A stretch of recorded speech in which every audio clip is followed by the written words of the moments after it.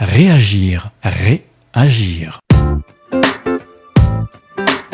Le magazine Rété d'information vous propose aujourd'hui de découvrir un ouvrage signé Marie Laëduzan, Erasmus Bonus Malus, qui raconte comment partie au Royaume-Uni comme jeune fille au pair, après le bac, sans parler anglais, Marie réussit à force de petits boulots et de travail à intégrer l'université à Londres et de partir ensuite à Madrid en deuxième année de fac avec le programme Erasmus et compare l'université en Angleterre et en Espagne. Il faut savoir que ce programme a vu le jour en 1987 afin de permettre aux étudiants d'effectuer une partie de leurs études dans un autre établissement scolaire européen. Marie Laëduzan. C'est un programme européen qui a été créé en 1987 pour permettre aux universités européennes d'échanger des étudiants sur des courtes périodes qui peuvent aller de 3 mois à 1 an. L'université espagnole peut accueillir des étudiants français, italiens, espagnols et donc en début d'année, au mois de septembre, à la rentrée, il y a des étudiants dans une majorité des facs européennes qui se retrouvent en immersion dans une université à étudier dans une langue qui n'est pas la leur.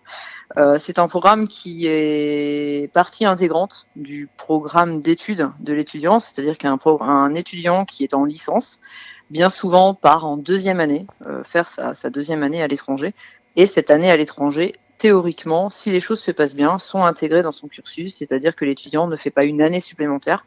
Cette année à l'étranger compte dans ses 3 ans d'études et dans la validation de ses diplômes. Selon une étude réalisée en 2014 par TNS Sofres, 73% des Français connaissent ce dispositif et 90% de ceux qui en ont bénéficié recommandent vivement d'y participer. Dans son livre Erasmus Bonus Malus, Marie Laëduzan affirme que le fameux programme d'échange créé en 1987 avait plus de chances d'encourager le Brexit que d'aider les étudiants anglais à aimer l'Union européenne. Si j'ai écrit ce livre, c'est parce que moi, quand j'ai quitté La Rochelle, après mon bac, je suis partie à Londres pour être jeune fille au pair. J'ai commencé par faire des recherches pour trouver un petit boulot. Je suis allée au centre d'information jeunesse, comme on peut le faire quand on cherche un petit peu des idées pour s'orienter dans la vie. Et en fait, au lieu de rentrer à La Rochelle, je suis restée au Royaume-Uni. J'ai continué à faire des petits boulots. Donc, je raconte dans mon livre la quantité de petits boulots que j'ai pu accumuler les uns après les autres. J'ai pu après partir comme Erasmus à Madrid. Alors, qu'est-ce qui explique que Erasmus soit le seul programme existant en Europe pour les étudiants? Il n'y en a pas un autre, il n'y a que celui-ci.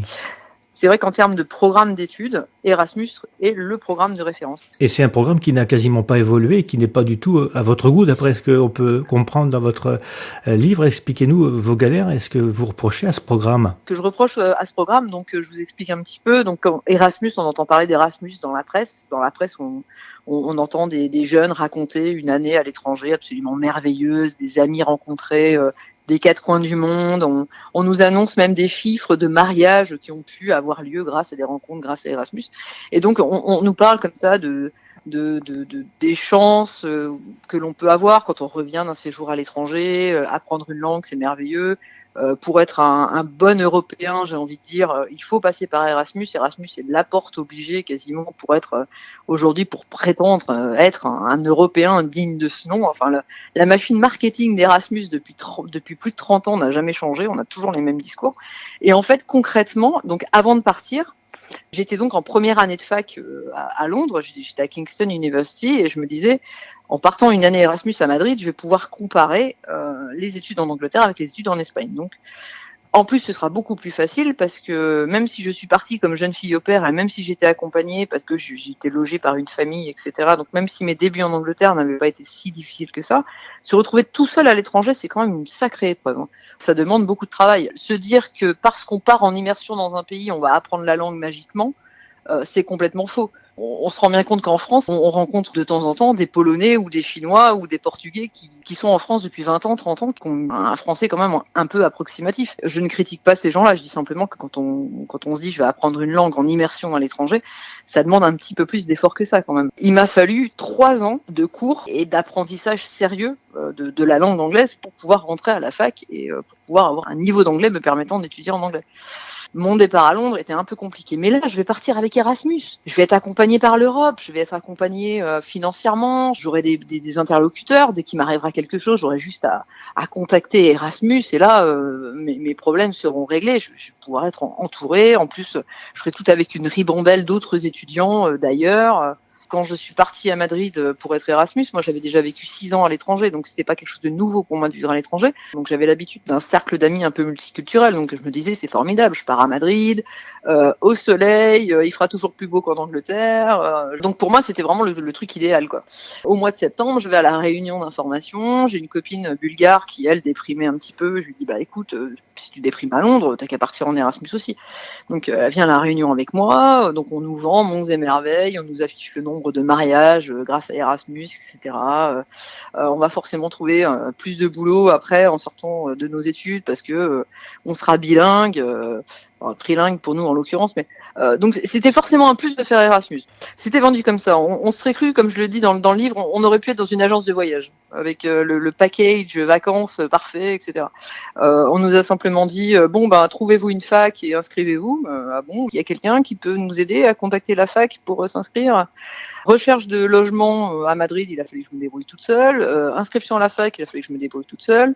Le déménagement, on nous avait promis une petite bourse pour pouvoir nous aider à déménager. Ce qu'il voulait dire en fait, c'est qu'il nous fournissait une enveloppe de 100 pounds, donc 100 livres sterling, ça fait un petit peu plus d'une centaine d'euros. C'est pas une enveloppe qui nous était donnée, c'était le remboursement d'un billet aller-retour qui nous serait remboursé après notre retour. C'est-à-dire que au départ, un étudiant tout seul, sans le soutien de ses parents, ne peut pas partir. On a beau pendant la réunion d'information entendre dire que tout est pris en charge, que ceci, que cela, enfin on nous fait miroiter le truc absolument parfait. Si les parents ne peuvent pas aligner de quoi payer le logement sur place et de quoi préparer l'expatriation, c'est quasiment mission impossible. À mon retour en Angleterre, je me suis rendu compte qu'en fait, il y avait tellement de discours et de récits d'histoires similaires à la mienne, d'étudiants britanniques Erasmus revenus avec des problèmes mais absolument hallucinants, que les Anglais ne voulaient pas partir avec Erasmus à cause de tous ces problèmes qui liaient directement à l'Europe. Je pense vraiment qu'Erasmus a participé au Brexit.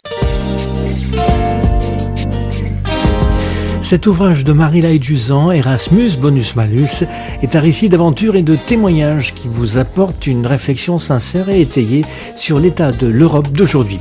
Alors pour vous procurer cet ouvrage, il suffit d'envoyer un message privé sur la page Facebook Erasmus Bonus Malus.